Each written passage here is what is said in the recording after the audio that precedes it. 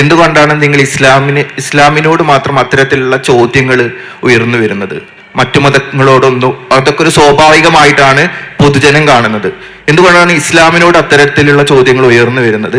ഇന്നും നമുക്ക് ഇസ്ലാം സ്ത്രീകൾക്ക് എതിരല്ല എന്നുള്ളത് എടുത്തെടുത്ത് പറയേണ്ടി വരുന്നത്. എന്തിനാണ് പെണ്ണിനോടുള്ള ഇസ്ലാമിന്റെ സമീപനം നമ്മളിങ്ങനെ എടുത്തു പറയേണ്ടി വരുന്നത്? എന്തുകൊണ്ടാണ് ഇസ്ലാമിനോട് ഇങ്ങനെ ചോദ്യങ്ങൾ ഉണ്ടാവുന്നത്? അതിനും കൂടി നമ്മളെന്നെ ഉത്തരം പറയണം എന്നുള്ളതാണ് ഇപ്പോഴത്തെ അവസ്ഥ. ഈ ചോദ്യം ചോദിക്കണവർക്ക് ഇതിൽ യാതൊരു ഉത്തരവാദിത്വം ഇല്ല. നമ്മൾ ഓരോട് ചോദിക്കേണ്ടതാണ്. കാരണം അവര് ഈ പറയുന്ന ഓരോന്നും, ഇപ്പൊ നേരത്തെ പറഞ്ഞു സ്വർഗത്തിലെ സ്ത്രീകളെ പറ്റി പറഞ്ഞു, അത് ഏതൊക്കെ മതങ്ങളുടെ സ്വർഗസങ്കല്പങ്ങളിലുണ്ട്? നമ്മൾക്കിപ്പോ ഒരു ഭാരതീയമായ സാഹചര്യത്തിൽ ജീവിക്കുന്നവർക്ക് അപ്സരസുകളെ കുറിച്ച് അറിയാം. ഇത് വിഷയമല്ല, മറ്റത് വിഷയമാവുന്നു. എന്തുകൊണ്ടാകുന്നു? എന്തുകൊണ്ട് നിങ്ങൾ അതിൽ ഫോക്കസ് ചെയ്യുന്നു? എന്തുകൊണ്ട് നിങ്ങളുടെ ചോദ്യങ്ങളൊക്കെ ഇസ്ലാമിനെ പറ്റിയാകുന്നു എന്നത് നമ്മൾക്കറിയാലോ. ഇപ്പൊ കന്യാസ്ത്രീ ധരിക്കുന്ന വസ്ത്രം അത് പ്രശ്നമല്ല, അതൊരു ചർച്ചാ വിഷയമല്ല. അതേസമയം മുസ്ലിം പെണ്ണ് ധരിക്കുന്ന ഹിജാബ് എന്ന് പറഞ്ഞാൽ അത് ചർച്ചാ വിഷയമാണ്. നിങ്ങൾ ആലോചിച്ച് നോക്ക്, ഒരു കന്യാസ്ത്രീ എന്ന് പറഞ്ഞാൽ അത് കേവലം ഒരു വസ്ത്രമല്ല. അവരുടെ ശരീരത്തിന്റെ ഇച്ഛകളെ അടക്കം മാറ്റി വെച്ചുകൊണ്ടാണ് ഓരോ വസ്ത്രം അണിയുന്നത്. അതിൽ അടങ്ങിയിട്ടുള്ള പെൺസ്വത്വത്തിനെതിരായ ആ തരത്തിലുള്ള പെൺസ്വത്വത്തിന്റെ ഒരു ചുരുക്കിക്കെട്ടൽ, അതിനെപ്പറ്റി യാതൊരു ഡിസ്കഷനും അല്ല. പക്ഷെ അതേസമയം ഒരു മുസ്ലിം പെൺകുട്ടി ഹിജാബ് അണിഞ്ഞുകൊണ്ട് അവര് ഒരു പൊതുരംഗത്ത് പ്രത്യക്ഷപ്പെട്ട് വലിയൊരു അച്ചീവ്മെന്റ് നേടിയാൽ പോലും അവരുടെ തലയത്തെ തട്ടം ആ അച്ചീവ്മെന്റിനെ ക്യാൻസൽ ചെയ്യാണ്. ഇത് വളരെ വളരെ കൃത്യമായി നമ്മൾ മനസ്സിലാക്കേണ്ട ഒരു വിഷയമാണ്. നമ്മള് മുസ്ലിം പെണ്ണ് വീട്ടിൽ നിന്ന് പുറത്തിറങ്ങാത്തതല്ല ശരിക്കും വരെ പ്രശ്നം. സ്കൂളിൽ പോകാത്തതല്ല പ്രശ്നം, കോളേജിൽ പഠിക്കാൻ പോകാത്തതല്ല പ്രശ്നം, ജോലിക്ക് പോകാത്തതല്ല പ്രശ്നം.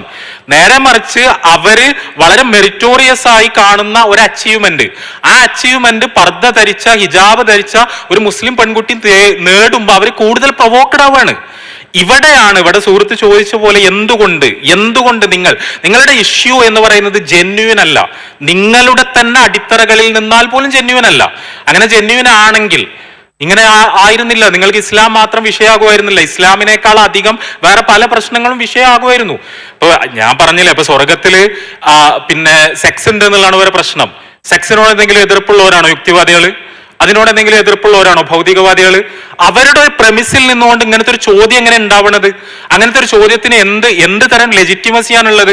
പക്ഷെ ആ ചോദ്യം ചോദിക്കുന്നു. അതായത് ഇസ്ലാമിനോട് എന്തെങ്കിലുമൊക്കെ ചോദിച്ചുകൊണ്ടിരിക്കണം എന്നുള്ളതാണ്, എന്തെങ്കിലുമൊക്കെ പറഞ്ഞുകൊണ്ടിരിക്കണം എന്നുള്ളതാണ്. ഇസ്ലാമിനെതിരെ അവർക്ക് സ്കോർ ചെയ്യാവുന്ന, അതായത് ഇവിടെ ഉള്ള പരമ്പരാഗത എന്താ പറയാ ഒരു സംഘപരിവാർ മനസ്ഥിതിയിൽ നിന്നോ അല്ലെങ്കിൽ ഒരു ആഗോള സാമ്രാജ്യത്വ ഇസ്ലാമോഫോബിയയിൽ നിന്നോ ഒക്കെ വരുന്ന തരത്തിലുള്ള പലതരം ഇസ്ലാമിനെ പറ്റിയുള്ള പേടിയെയും ഉത്കണ്ഠയെയും ഒക്കെ മുതലെടുത്തുകൊണ്ട് പരമാവധി ഇസ്ലാമിനെ തെറ്റിദ്ധരിപ്പിക്കാൻ ശ്രമിക്കുക എന്ന ഒരു തരത്തിലുള്ള ഇന്റലക്ച്വൽ കൊഹറൻസും ഇല്ലാത്ത ഒരു നിലപാടിലേക്ക് ഇവർ സ്വയം മടങ്ങിപ്പോവാണ്.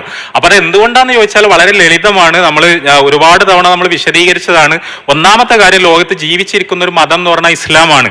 മനുഷ്യന്റെ ജീവിതത്തിൽ ഇടപെട്ടുകൊണ്ടിരിക്കുന്ന മതം എന്ന് പറഞ്ഞാൽ ഇസ്ലാമാണ്. ലോകത്തെ മതദർശനങ്ങൾ, ആ മതദർശനങ്ങളൊക്കെ മിക്കവാറും കേവലം ചില വിശ്വാസങ്ങളായി ചില അനുഷ്ഠാനങ്ങളായി പരിമിതപ്പെട്ടു പോയ സമയത്ത് ആ മതവിശ്വാസങ്ങൾ ഉൾക്കൊള്ളുന്ന സമൂഹങ്ങൾ മിക്കവാറും സെക്യുലറൈസ്ഡ് ആയി മാറിക്കഴിഞ്ഞൊരു ചരിത്രസന്ധിയിൽ മതത്തെ വളരെ സജീവമായി, മതം നിഷ്കർഷിക്കുന്ന മൊറാലിറ്റിയെ വിശ്വാസത്തിന്റെ ഭാഗമായി ഉയർത്തിപ്പിടിക്കുന്ന ഒരു ജനസമൂഹം എന്ന് പറഞ്ഞാൽ മുസ്ലിങ്ങളാണ്. അത് അങ്ങനെ നിലനിൽക്കുന്നത് മുതലാളിത്തത്തിന് പ്രശ്നമാണെന്നുള്ളതാണ് ഇതിൽ ഒരു വിഷയം. രണ്ടാമത്തെ വിഷയം, നമ്മൾ മനസ്സിലാക്കുക, ഇവർ യുക്തിവാദികളല്ല, ഇവർ ഇസ്ലാമോഫോബുകളാണ്, തനി ഇസ്ലാമോഫോബുകളാണ്. അവരുടെ മനസ്സിലുള്ളത് ഇസ്ലാമിനോടുള്ള വെറുപ്പ് മാത്രമാണ്, അല്ലാതെ യുക്തിയുടെയോ ശാസ്ത്രബോധത്തിന്റെയോ ഒന്നും ഒരംശവും ഇവരുടെ ഒന്നും മനസ്സിൽ പ്രവർത്തിക്കുന്നില്ല. ആ ഇസ്ലാമോഫോബിയെ ഛർദ്ദിച്ച് കളയാൻ വേണ്ടി അവർ ഉപയോഗിക്കുന്ന ഒരു മുഖം മൂടി മാത്രമാണ് യുക്തിവാദത്തിന്റെ മുഖം മൂടി അല്ലെങ്കിൽ ശാസ്ത്രബോധത്തിന്റെ മുഖം മൂടി. അതുകൊണ്ടാണ് അവരുടെ ചോദ്യങ്ങളൊക്കെ വളരെ കൃത്യമായി ഇസ്ലാമിൽ വന്ന് കൊള്ളുന്നത്, ഇസ്ലാമിനെ പറ്റി തന്നെ അവർ സംസാരിച്ചുകൊണ്ടിരിക്കുന്നത്. അതുകൊണ്ട് എന്തുകൊണ്ട് ഇസ്ലാം മാത്രം എന്ന ചോദ്യം നമ്മൾ അവരോട് അങ്ങോട്ട് ചോദിക്കേണ്ടതാണ്. അതിന്റെ രാഷ്ട്രീയം എന്ന് പറയുന്നത് ഇതാണ്. ആ രാഷ്ട്രീയം വളരെ കൃത്യമായി നമ്മൾ മനസ്സിലാക്കുക. രണ്ടാമത് സഹോദരൻ പറഞ്ഞത് സ്ത്രീകൾ ജോലിക്ക് പോകുന്നതിനെ കുറിച്ചും പഠിക്കുന്നതിനെ കുറിച്ചും അതിനൊന്നും അല്ല ഇവിടെ ആരും എതിരെന്ന് അവർക്ക് അറിയാം. അത് അവർക്ക് അറിയാത്ത പ്രശ്നമല്ല. അതാ ഞാൻ നേരത്തെ പറഞ്ഞത്. ഇവിടെ കേരളത്തിലെ മുസ്ലിം പെൺകുട്ടികൾ കോളേജ് പഠിക്കാൻ പോയത് യുക്തിവാദികൾ പ്രബോധനം നടത്തിയിട്ട് ആണോ? ഇവിടെ കേരളത്തിലെ മുസ്ലിം പെൺകുട്ടികൾ ഈ തരത്തിലുള്ള ഏതെങ്കിലും വിദ്യാഭ്യാസപരമായ നേട്ടങ്ങൾ ഉണ്ടാക്കിയതിൽ ചരിത്രപരമായി ഒരു പങ്കുമില്ലാത്ത ഒരു വിഭാഗത്തെ തൊട്ട് കാണിക്കാൻ പറഞ്ഞാൽ അത് ഇവിടുത്തെ ഭൗതികവാദികളായിരിക്കും. അതിന്റെ ക്രെഡിറ്റ് ഇവിടുത്തെ മുസ്ലിം സംഘടനകൾക്കാണ്, മതബോധമുള്ള മുസ്ലിം സംഘടനകൾക്കാണ്. ഖുർആനും ഹദീസും ഉപയോഗിച്ചുകൊണ്ട് ഇവിടുത്തെ മുസ്ലിം പെൺകുട്ടികളോട് നിങ്ങൾ പഠിക്കാൻ പോകണമെന്ന് പറഞ്ഞത്, അവര് പിന്നെ കോളേജിൽ പോകണമെന്ന് പറഞ്ഞത്, സ്കൂളിൽ പോകണമെന്ന് പറഞ്ഞത്, വിദ്യ നേടി പ്രബുദ്ധരാകാൻ പറഞ്ഞത്. അവിടെ ആ ഒരു വിദ്യാഭ്യാസ വിപ്ലവത്തിൽ അവർക്കൊരു പങ്കുമില്ല. അവരെ പ്രശ്നം എന്ന് പറഞ്ഞാൽ ആ വിദ്യാഭ്യാസ വിപ്ലവം ഒന്നും ഉണ്ടായിട്ട് കാര്യമില്ല. തലയത്തെ തട്ടഴിയണം. നിങ്ങൾ MSc ഫസ്റ്റ് റാങ്ക് കിട്ടിയിട്ട് കാര്യമില്ല, നിങ്ങൾക്ക് MBBS ഉണ്ടായിട്ട് കാര്യമില്ല, നിങ്ങൾ ഏതെങ്കിലും തരത്തിൽ എത്ര ഉയർന്ന പോസ്റ്റിലെത്തിയിട്ടും കാര്യമില്ല. നിങ്ങളെ തലയിലുള്ള ഒരു തുണിക്കഷ്ണമാണ് നിങ്ങളുടെ മെറിറ്റിന്റെ അടയാളം, മെറിറ്റിന്റെ മാർക്കർ എന്നുള്ളതാണ് ഇവരുടെ വാദം. എന്ത് വാദമാണിത്? ഇതിനോട് എന്ത് സംവാദമാണ് നമ്മൾ നടത്തേണ്ടത്? നിങ്ങൾ ആലോചിച്ച് നോക്ക്.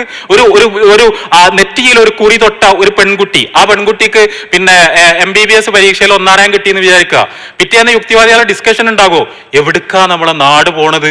തലയിൽ കുറിയിട്ട ഒരു കുട്ടിയാണ് MBBS ഫസ്റ്റ് റാങ്ക് കിട്ടിയെന്ന് പറഞ്ഞ ഡിസ്കഷൻ ഉണ്ടാവില്ല. അതൊരിക്കലും ഉണ്ടാവില്ല. അല്ലെങ്കിൽ കഴുത്തിൽ ഒരു കുരിശുമാല അണിഞ്ഞാൽ ഉണ്ടാവില്ല. അതേപോലെ അവരുടെ മതപാരമ്പര്യത്തിൽ നിന്നുള്ള മതപരമായ ഒരു കോഡ് അവരുടെ ശരീരത്തിൽ വിസിബിൾ ആകുന്നത് പോലെ മുസ്ലിം പെൺകുട്ടിയുടെ ശരീരത്തിൽ വിസിബിൾ ആവുന്ന അവരുടെ റിലീജിയസ് കോഡാണ് ഹിജാബ് എന്ന് പറഞ്ഞാൽ. അത് കാണുമ്പോൾ മുസ്ലിം പെൺകുട്ടികൾ ഇവിടെ എത്തി എന്നുള്ളതല്ല, നേരെ തിരിച്ചാണ്, തല കുത്തനെയാണ്. എവിടുക്കാ നമ്മളെ നാട് പോണത്?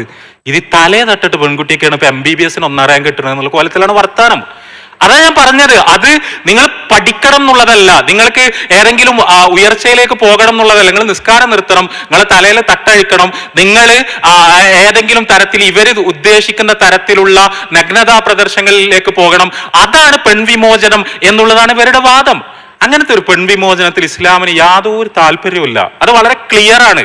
അങ്ങനത്തെ പെൺവിമോചനത്തിൽ മാത്രമല്ല ആൺവിമോചനത്തിലും താല്പര്യമില്ല. അതാണ് വിമോചനമെങ്കിൽ അത് പെണ്ണിന്റെ മാത്രം കാര്യമല്ല, ആണിന്റെ വിമോചനത്തിലും അതാണ് വിമോചനമെങ്കിൽ, ധാർമ്മികതയിൽ നിന്നുള്ള വിമോചനമാണ് വിമോചനമെങ്കിൽ, പടച്ചവൻ നിശ്ചയിച്ച വിധിവിലക്കുകളിൽ നിന്നുള്ള വിമോചനത്തിന്റെ പേരാണ് സ്വാതന്ത്ര്യമെങ്കിൽ, അങ്ങനത്തെ ഒരു സ്വാതന്ത്ര്യത്തിനും ഒരു വിമോചനത്തിനും ഇസ്ലാമിൽ ഒരു താല്പര്യമില്ല. അത് യഥാർത്ഥത്തിൽ വിമോചനമോ സ്വാതന്ത്ര്യമോ അല്ല. അതാണ് നേരത്തെ ഇവിടെ വിശദീകരിക്കപ്പെട്ടത്.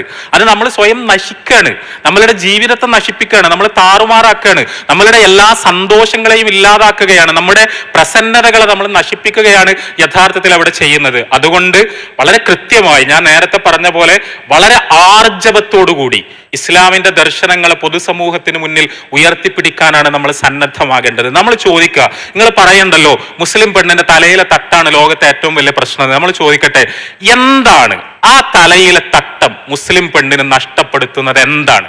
നമ്മൾ തിരിച്ചു ചോദ്യം ചോദിക്കേണ്ടതാണ്. എന്താണ് മുസ്ലിം പെണ്ണിന് ആ തലയിലെ ഒരു തുണിക്കഷ്ണം കൊണ്ട് നഷ്ടമാകുന്നത്? അവരുടെ വിദ്യാഭ്യാസം നഷ്ടമാകുന്നുണ്ടോ? ഏതെങ്കിലും അവസരങ്ങൾ നഷ്ടമാകുന്നുണ്ടോ? അവരുടെ ബുദ്ധി നഷ്ടമാകുന്നുണ്ടോ? അവർക്ക് എന്തെങ്കിലും തലയിൽ തട്ടമിടാത്ത ഒരു പെൺകുട്ടിക്ക് കിട്ടുന്ന എന്തെങ്കിലും ഒന്ന് തലയിൽ തട്ടമുള്ളത് കൊണ്ട് ഒരു മുസ്ലിം പെണ്ണിന് നഷ്ടമാവുന്നുണ്ടോ? അല്ലെങ്കിൽ തലയിൽ തട്ടമില്ല എന്നതുകൊണ്ട് അവിടെ ഇല്ലാത്ത, ഞാൻ പറയുന്നത് ഒരു തരത്തിലുള്ള സെൻസും ഇല്ലാത്ത എന്ത് തരം ആർഗ്യുമെന്റ് ആണ്? ഇപ്പോ പിന്നെ ഞാൻ കേരളത്തിലെ ഫെമിനിസ്റ്റ് പക്ഷത്ത് തന്നെയുള്ള രണ്ട് ബുദ്ധിജീവികളുടെ, രണ്ട് പ്രഗത്ഭരായ, ഇപ്പൊ ജയദേവിക, ജി അരുണിമ, നിങ്ങൾ കേട്ടിട്ടുണ്ടാവും. ഇവിടെ ഫെമിനിസ്റ്റുകളുടെ പക്ഷത്ത് നിന്ന് ശക്തമായി ഇടപെടുന്ന രണ്ട് ബുദ്ധിജീവികളാണ്. അവരിപ്പോ അടുത്ത കാലത്ത്, സമീപകാലത്ത് പറഞ്ഞ ഒരു പ്രധാനപ്പെട്ട ഒരു കാര്യമാണിത്. അവർ പറയാണ്, നിങ്ങൾ എന്താണ് പറയുന്നത്? മുസ്ലിം പെൺകുട്ടികൾ പിന്നാക്കാണെന്ന് പറയുന്നു, അവർ പരീക്ഷയിൽ ജയിക്കുന്നു, അവർ വളരെ സ്മാർട്ടാണ്, അവർ ഇന്റലക്ച്വലി വളരെ വൈബ്രന്റ് ആണ്, അവർ ഇന്റർവ്യൂ ചെയ്യുന്ന സമയത്ത് അവരുടെ അടുത്ത് നിന്ന് വരുന്ന ഐഡിയാസ് എന്ന് പറഞ്ഞാൽ ഫാന്റാസ്റ്റിക് ആണ്.